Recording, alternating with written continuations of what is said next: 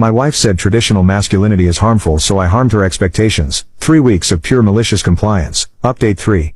She stared at me for a long moment, then grabbed her phone and called her sister. 20 minutes later her sister arrived with jumper cables and a very confused expression. While they figured out the battery situation, I finished my breakfast and got ready for work. As I was leaving I overheard her sister asking, "What's wrong with him?" "He's being evolved," my wife replied bitterly. That evening brought an even better opportunity. We were watching TV when we heard glass breaking in the backyard. Through the window we could see two guys who'd clearly jumped our fence, one of them holding a crowbar. She grabbed my arm. "Someone's trying to break in." I looked out the window with mild interest. "Looks like it. Aren't you going to do something?" "Like what?" "Go out there. Confront them. Chase them off."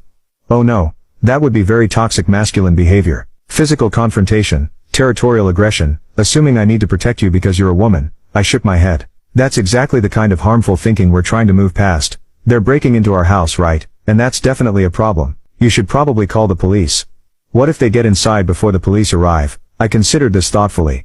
"Well then we'd have uninvited guests. Very awkward." She stared at me in disbelief, then grabbed her phone and called 911. While she was talking to the dispatcher, one of the guys started trying to force open our back door. "They're at the door," she whispered urgently. "I can see that. Do something." "Like what?" "You've made it very clear that traditional masculine responses are harmful. I wouldn't want to traumatize anyone with my toxic behavior." The look she gave me could have melted steel. Fortunately the sound of sirens in the distance scared off our would-be burglars before they got inside. After the police left, she was unusually quiet. "You would have let them break in," she said finally. "I would have let you handle the situation in whatever way felt most empowering to you. That's not being evolved, that's being useless." Interesting perspective. But I think you're conflating traditional masculinity with basic human decency. Those are different things. Are they? According to your dinner speech, yes.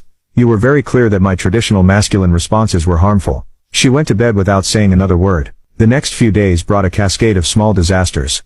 The washing machine started making an ominous banging sound, but I couldn't look at it because mechanical aptitude was too traditionally masculine. A tree branch fell across our driveway during a storm, but moving it would require the kind of physical strength that reinforced harmful gender stereotypes. The grocery bags sat in the car after every shopping trip until she carried them all herself. Friday afternoon, she was struggling with a jar of pickles when I walked into the kitchen. "Can you open this?" That would be me using my superior grip strength to solve a problem you're perfectly capable of solving yourself. Very patronizing. "It's just a jar." "It's never just a jar. It's about learned helplessness and dependency patterns." She slammed the jar down on the counter. "This is insane." "What's insane?" "You're punishing me. I'm being exactly what you asked for. Unless you're saying you didn't mean what you said at dinner that night. I meant that you could be less controlling sometimes." "Ah, so you wanted selective masculinity. Traditional when it benefits you, evolved when it doesn't." I nodded understandingly. "But that would make you a hypocrite."